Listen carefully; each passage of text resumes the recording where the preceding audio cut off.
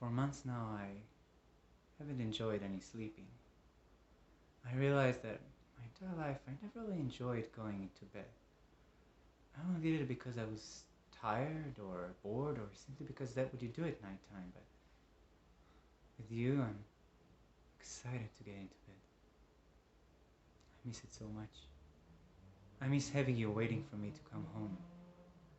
Now I feel as if I walk into a graveyard every time I walk into the house. It's so damn quiet. I used to think I like it quiet. I yearned for it. This is one of the reasons why I could never live in a city again. I would just go mad with all the constant noise.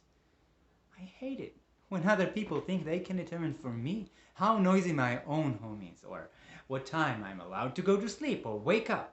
How rude and self-centered can people be? They know the walls are made of the thinnest wood, so why act as if you live in a deserted place? Why not think before you play music full volume in the middle of the night, or wake up at 6 a.m. and decide that's the right time to vacuum? I get that.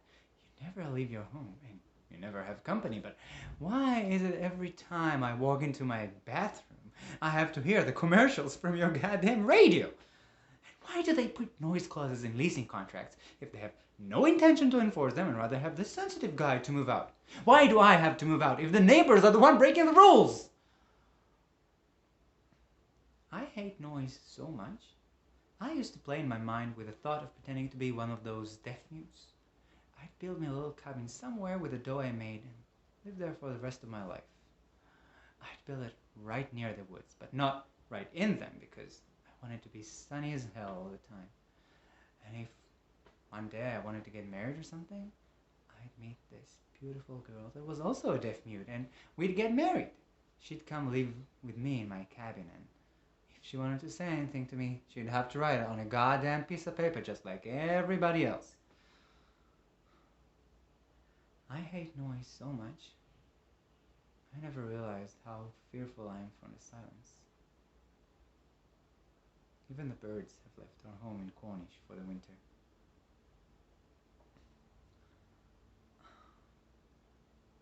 My little lovebird, my love, if you have any feelings left in your heart for me, you won't take away from me my beautiful, sweet, innocent daughter. Isn't that right, my little teddy bear?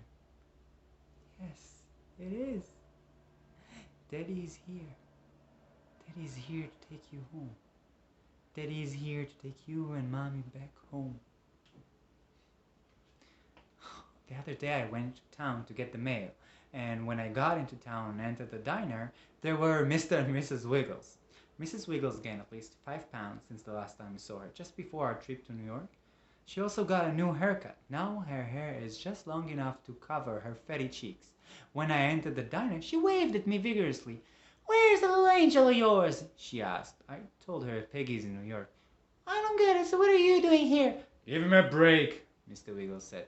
"You stay out of this. Drink your coffee." "Don't tell me to drink my damn coffee." "So don't drink it. Just waste it like you always do." "I don't care." "And you, go back to little angel. Bring her here. Soon I'll be too heavy to come to that diner, and I just want to see that cute little face of hers before I do." Then she saw Teresa coming in the door, and she had to go tell her what she thinks of the horrible, horrible article she read in the newspaper. I sat there with Mr. Wiggles in silence for a while. "Women, huh?" he said. I was about to respond, but he just went on. "I can never get Berta to say about other people's businesses. She always have to tell everyone what she thinks. Now, it was different if she was actually thinking, but with women, you just gotta agree with whatever they're saying, or they eat your head until you do. Now, 40 years ago, I thought it was cute how she had to have an opinion on everything. Then again, 40 years ago, I thought she was cute. Let me tell you, she had the skinniest legs in all the county. I show you pictures, you wouldn't believe what she turned into." Then Mrs. Wiggles came back and announced that they cannot stay at the same diner as this hideous gossipy woman, and dragged the protesting but not resisting Mr. Wiggles away. I sat there in silence for a while, thinking about Mrs. Wiggles' legs. Then I felt so tired I just wanted to get into our bed. Look, my love, my little lovebird. I know I haven't been the perfect husband. I'm not saying I am. But I can change. I can be better, you'll see. You know I'll do anything for you and for my little girl. You were talking about me dedicating too much time to writing, and how offended you were every time I lashed at you because you interrupted me when I was on a roll. How I begged you to understand me. See, I'm not able to write just whenever I want to. Sometimes it takes me hours just to get in the mood, and then when I'm finally having flow of writing and the ideas just keep coming at me like rain, then you enter the room asking me when will I be coming to dinner, if I'm coming to bed, and I have to stop, break out of the trance I was in, and answer you. There's no going back into the trance after that. When it's gone, it's gone. Yeah, I shouldn't yell at you when you do that, but it would be so much easier if you just didn't, you know? Look, it's not just about you. This is also my life. It's my story. You chose to take part in it. And it's not even just about us anymore. You have a child, Claire. We have a child. A most beautiful, sweet, innocent daughter. Truly, we're blessed with that little angel. So, what do you say?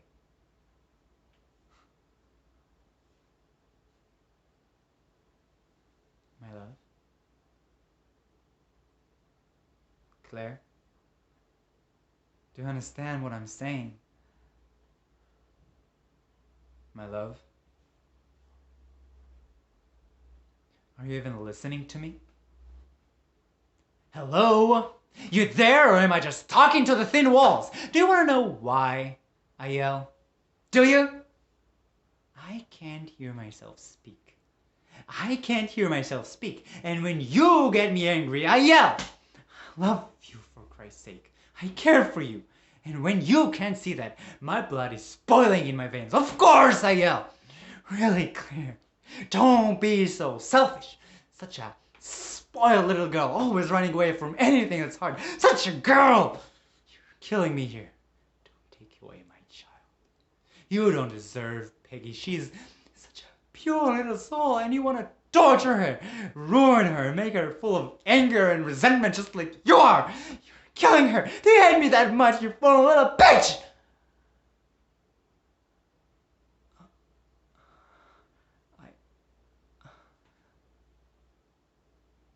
I, my love, I'm sorry. I didn't mean that. I love you. You know that, right? Lovebird, I just made me angry. You know how I am. I can't live without you. I didn't mean that. You know that, right? It's a horrible thing to realize what you've done. I didn't mean to yell.